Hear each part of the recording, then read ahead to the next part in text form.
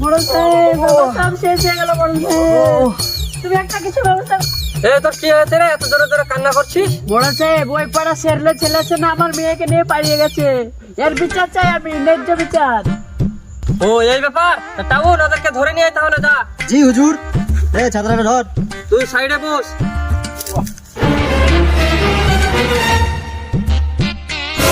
জান এবার তো আব্বা দেখে এলে, এবার আমাদের কি হবে?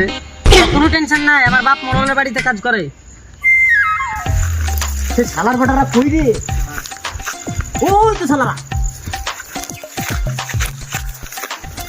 তো ছেলে বেটা লাশ চ বড় লোক চ চ এ লাঠি ধর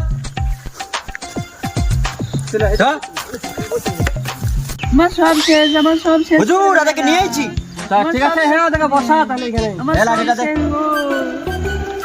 বস বস। আমার সব শেষ। চুপ কর, ওদের বিচার হবে। এই তুই শেহরুলে বেটা লাস। আচ্ছা তাহলে শেহরুলকে ডাক দেওয়া হয়।